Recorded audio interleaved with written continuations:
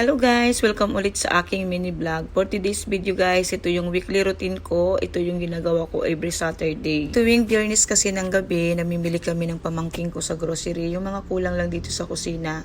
Gusto ko kasi laging puno yung mga mantika, tuyo, suka. Kasi guys, ayoko na talagang lumabas or magpapabili pa ako sa kanila. Kaya gusto ko talaga laging may laman yan. At dahil nga araw ng Sabado ngayon guys, maglalaba din ako at palit day na rin mga kubrikama, mga punda namin. Ito talagang ginagawa ko guys pag maaga pa lang kasi medyo hapon na rin ako nag-start maglaba. Kasi gusto ko talaga yung hindi na mainit kasi nga minsan ang singaw sobrang init dito sa garahe namin dahil yero nga lang. So ayun na nga guys, nagpalit na rin ako ng kubrikama, mga punda namin at yung comforter namin. So inuna ko muna natanggalan dito ng kubrikama at mga punda dito sa kwarto namin. Isusunod ko na din doon sa mga binatilyo ko dahil maglalaba din ako ngayon napakaraming comforter. Mga 4 din atang comforter lalaban ko ngayon dahil nga inistak ko lang din yon dahil nga tinambad ako ng mga nakaraang Pasko at magbagong taon. Hindi naman tinambad guys, medyo nagpahinga lang din talaga ako dahil yung bahay nga na to natapos ng December lang. So maraming ligpitin, maraming linisin at hindi ko na isinabay pang maglaba ng comforter dahil maalikabukan at madudumuhin lang. Bali nung nakapagpahinga na ako ng mga bandang alas 2, nag-start na rin ako maglaba dito kasi kunti lang din naman ang labahin ko ng mga damit. Ang medyo marami akong labahin guys, yung comforter nga na 4 at yung mga punda, kobre kama. So nag-start na rin ako dito ng mga puti guys, kung mapapansin nyo. Pag naglalaba kasi ako guys, dito ko na inaanlawan yung mga puting damit, tapos pinapatulo ko na lang siya para hindi na ako napapagod. Pagkatapos kong mag-unlaw ng mga damit na yan, dyan guys, nilalagyan ko na ng tubig at saka ko na nilalagyan ng Sunrox at sabon at saka panibagong tubig. Kahit nagwa-washing ako guys, matagal din kasi ako dahil bawat isang salang, kahit hindi naman ganun karumi yung mga damit namin, 2 ikot yan ng tag 15 minutes. So bali suma total 30 minutes. Kaya minsan guys, pag marami akong mga labahin, umaabot ako kahit gaano pa ako kaagang maglaba, inaabot talaga ako ng gabi dahil minsan mausisa din talaga ako lalo na pagdating sa mga puting damit. Talagang minsan binababad ko pa yun ng kunti bago ko ulit paikutin. Dahil hindi pa automatic yung ating washing machine, kailangan natin banlawan at i-transfer din natin dito sa ating dryer. Alam niyo ba, kung ako papapiliin maglinis o maglaba, dito na ako sa maglaba. Nag-i-enjoy kasi ako maglaba guys dahil nga masilan din ako pagdating sa mga labahin. Never pa ako nagpa-laundry kahit ng mga comforter. Gaano mang kabigat yan guys, talagang winawashing ko yan. Ako lang din talaga maglalaba. Dati nga nung wala pa nga ako washing guys, talagang kinakamay ko yan, binababad ko yung mga comforter.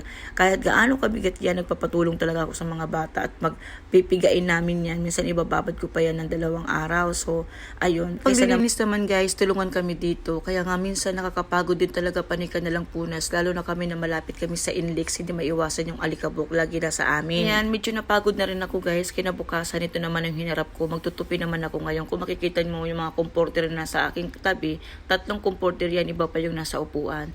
So, inuna ko muna tupin itong mga damit, mga punda, mamayan at mga, ayan, kubre kama nga, tapos itong mga kumot. Kasi nung minsan na may bisita kami dito guys, syempre kailangan mo rin ng bigyan ng kumot.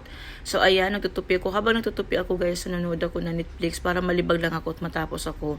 Minsan din kasi pag natutupi ako, minsan naiinip, hindi din siya minsan natatapos maghapon kasi mas marami pa akong mga kinukulikot na iba kaysa unahin ko yung magtupi. Ang ginawa ko na lang, nanood ako ng Netflix para maupuan ko nga ito. At itong aking alaga din ay minsan nagpapasaway din kaya gusto niya lagi nagpapakarga. Natatawa nga ako sa kaibigan ko, sabi niya sa akin, sasamahan na lang daw niya ako manood para matapos ko nga na itong tupiin ko dahil alam naman niya, pag mag-isa na naman ako, aabot na naman to ng 2 araw tupiin ko na ito. Pero may mga araw din naman talaga guys, mas marami din ng araw na gustong gusto ko tinatapos ang magtupi kasi minsan natatampak at ayoko talaga natitingga. Nung maaga ako matapos magtupi, nagpasama naman ako sa pamangkin ko. Sabi ko sa kanya, bibili lang kami ng battery. Hindi ko rin alam bakit pag nandun na ako sa mga bilihan, iba-iba na mga binibili ko. Katulad na lang itong mga lagyan ng mga sibuyas, mga kamatis. At pagdating ko nga doon guys, naisip ko bumili din ako ng mantel dahil yung mantel namin dekada na char. Yung labisa kasi namin guys, Nara, dapat dito talaga salamin ang nakalagay nito. Kaso nga lang, yung dating mga nakatira dito ay nabasag na daw nila. Bumili na rin ako ng 3 mangkok dahil yung mga mangkok namin na mga maliliit guys, basag na dahil nga nagpagawa kayo naman ng bahay. Syempre hindi naman maiiwasang mahulog. Minsan pag naghugas, dumudulas. Nakita niyo naman siguro yung mantil namin pilas-pilas na charot. So anyway guys, Nara pala to. Dating may salamin to na basag daw. Kaya nga yung plastic ang nilalagay ko para nga hindi na siya na-absorb ng tubig kasi pagkakahoy kahit Nara siya, minsan madumi sa lamisa. So ang ganda din naman ng nabili kong mantil dahil plastic siya at may design siya. Simple lang pero napakaganda naman niya. So, ayan, bumili din ako ng mantel para sa labas kasi nga, itong cabinet namin, pinalagyan ko siya ng Hardiplex kasi nga, di ba inanay ito. So, nanginayang naman ako itapon dahil nga itong cabinet ito, maganda to na dati itong pang-opisina. So, nilagyan ko na lang siya ng mantel, papatungan ko ng mga lagyanan ko ng mga kaldero, yung mga ginagamit dito sa dirty kitchen ko. So, ayan, kung makikita nyo guys, bumagay naman yung mantel dito sa aming upuan. Actually, yung mga upuan namin, hindi pa yan nalalagyan ng varnish kasi nga nung nagpagawa kami, naging gawa niya lang tungtungan niya nung nagpipintura. Bandang alas 5, nagpasama ako sa pamangkin ko. Sabi ko, ipag-drive niya ako, bibili kami ng aming lulutuin na ulam. Madalas kasi talaga ako lang namamalingki ako nagmumotor. Kaso nga lang nung mga panahon na yan, medyo napapagod na rin ako at nangangawit yung mga kamay ko. Kaya sabi ko, ipag-drive muna ako para makabili na tayo ng ating lulutuin dahil nahapon na. Dito ako namimili sa Talipapa na malapit sa amin guys. Kasi kapag dating doon sa palengke dito sa amin, super mahal nila. At talaga ginto yung mga bilihin doon sa palengke na yon. Tama naman na nandito na ako at meron din sila mga gulay. Sabi ko dito na nga ako bibili para nga yung mga lagyan na nabili ko malagyan na rin natin at masubukan char. So anyway guys, bumili ako ng patatas dito. Ayan, bell pepper, bumili na rin ako dito. Lahat na ng mga kakailanganin ko, bumili na ako para hindi na nga palabas-labas. Mura kasi dito sa Talipapa nila kaysa doon sa palengke sa amin kasi nga yung patatas nga lang doon super mahal talaga. So pagbalik nga namin guys, sinasikaso ko na, tinugasan ko na yung mga pinamili ko. Ngayon ita-transfer ko naman siya dito sa mga nabili kong lagyanan. Excited ako dito guys kasi nga super mura nito. Nabili ko lang siya ng 25 pesos lang itong mga lagyanan na ito dito sa amin. So ayan, ito ding tissue paper na to. Nabili ko to sa online naman. 28 pesos lang siya. Bahit laban nyo siya, pwede siyang laban guys. So ayan. Ililipit ko na dito yung bawang sibuyas, bell pepper ko.